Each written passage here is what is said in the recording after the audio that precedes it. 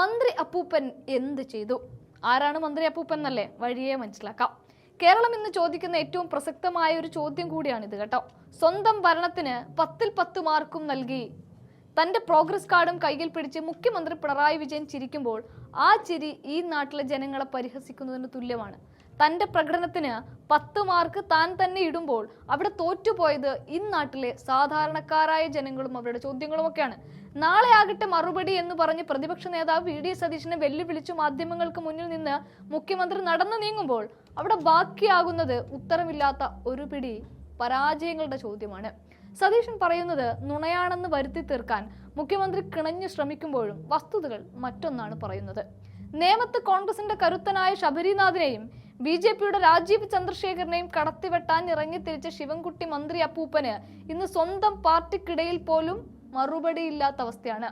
പണ്ട് കേന്ദ്രത്തിന്റെ PM ശ്രീ പദ്ധതിയിൽ ഒപ്പിടില്ല എന്ന് വാശി പിടിക്കുകയും പിന്നീട് ഗതികെട്ട് മോദിക്ക് മുന്നിൽ കൈകൂപ്പിയിട്ട് പണം തരണേ എന്ന് അപേക്ഷിക്കുകയും ചെയ്ത ശിവൻകുട്ടിയുടെ സ്വന്തം പാർട്ടിക്കാർ തന്നെ എടുത്തു കുടഞ്ഞ കാഴ്ചയൊക്കെ നമ്മൾ കണ്ടു. അധിക നാളുമായിട്ടില്ല നമ്മൾ അത് കണ്ടിട്ടൊന്നും.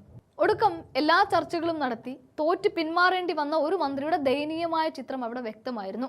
ഈ ശിവൻകുട്ടി ഇനി ജയിക്കുമോ എന്ന് നേമത്തെ വോട്ടർമാരോട് ചോദിച്ചാൽ ഇല്ല, ഒരിക്കലുമില്ല എന്ന ഒറ്റ ഉത്തരമേ അവർക്ക് നൽകാനുള്ളൂ. എങ്ങനെയെങ്കിലും ഒന്ന് ജയിപ്പിച്ചു തരണേ എന്ന പ്രാർത്ഥനയുമായി ഇന്ന് SDP-യുടെ വോട്ട് പെട്ടിയിലേക്ക് വരെ നോട്ടമറിഞ്ഞു നിൽക്കുന്ന ഒരു മന്ത്രിയായി പോയി. പക്ഷേ ഇന്ന് ശിവൻകുട്ടി അങ്ങനെ മാറുകയാണ് അദ്ദേഹം. കഴിഞ്ഞ നിയമസഭാ തെരഞ്ഞെടുപ്പിൽ നേമത്ത് LDF-ന് ലഭിച്ച വോട്ടുകളിൽ ഉണ്ടായ വൻ ഇടിവ് ശിവൻകുട്ടിയുടെ രാഷ്ട്രീയ പരാജയത്തിന് അടയാളമാണ്. ഒരുപക്ഷെ അതുകൊണ്ട് കൂടിയാണ് ഇന്നലെ വരെ തള്ളിപ്പറഞ്ഞ SDP-യുടെ വോട്ടായാലും താൻ സ്വീകരിക്കുമെന്ന് ശിവൻകുട്ടി പറയുന്നത്.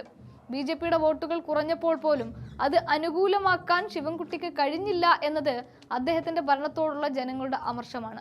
ഈ അവസ്ഥയിലാണ് BJP-CPM ഡീൽ ആരോപണങ്ങൾ കൂടുതൽ ശക്തമാകുന്നത്. സതീശൻ ഉന്നയിക്കുന്ന ആരോപണങ്ങൾ എങ്ങനെ നുണയാകും? അപ്പോൾ വിദ്യാഭ്യാസ മന്ത്രി എന്ന നിലയിൽ ശിവൻകുട്ടിയുടെ ഭരണകാലം വിവാദങ്ങളുടെയും പരാജയങ്ങളുടെയും ഘോഷയാത്രയായിരുന്നു. നമ്മൾ നേരത്തെ പറഞ്ഞ PM ശ്രീ പദ്ധതി അതിൽ മുന്നിൽ നിൽക്കുന്നതാണ്.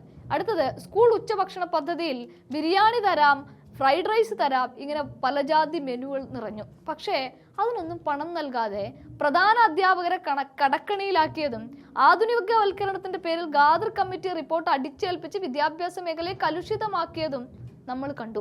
1 മുതൽ 12 വരെയുള്ള ക്ലാസുകളെ ഏകീകരിക്കാനുള്ള നീക്കം അധ്യാപകർക്കിടയിൽ വലിയ പ്രതിഷേധമാണ് ഉണ്ടാക്കിയിരിക്കുന്നത്. ശാസ്ത്രീയമായ പഠനങ്ങളില്ലാതെ നടപ്പിലാക്കുന്ന ഈ പരിഷ്കാരങ്ങൾ വരും തലമുറയുടെ ഭാവി തകർക്കുമെന്ന കാര്യത്തിൽ തർക്കമേയില്ല. നിയമസഭാ കയ്യാങ്കളി കേസിൽ വിചാരണ നേരിടുന്ന ഒരാൾ വിദ്യാഭ്യാസ മന്ത്രിയായി തുടരുന്നത് തന്നെ ജനാധിപത്യത്തിന് കളങ്കമാണ്. ആധികാരികമായ ഓരോ വാർത്താ റിപ്പോർട്ടുകളും സഭാരേഖകളും പരിശോധിച്ചാൽ ഈ സർക്കാരിന്റെ കെടുകാര്യസ്ഥത ബോധ്യപ്പെടും. അതുകൊണ്ടാണ് ശിവൻകുട്ടി ഇന്ന് പറയുന്നത് ആരുടെ വോട്ട് കിട്ടിയാലും ഞങ്ങൾ സ്വീകരിക്കുമെന്ന്. ജമാഅത്തെ ഇസ്ലാമിയെ കുറിച്ചൊക്കെ വർഗീയപരമായിട്ട് വലിയ വാദങ്ങൾ ഉയർത്തിയവര് പക്ഷേ SDP-യുടെ വോട്ട് ഞങ്ങൾക്ക് കിട്ടിയാൽ വളരെ നല്ലതായിരിക്കുമെന്ന രൂപത്തിലാണ് ആരുടെ വോട്ടും ഞങ്ങൾ സ്വീകരിക്കുമെന്ന് പറയുന്നത്.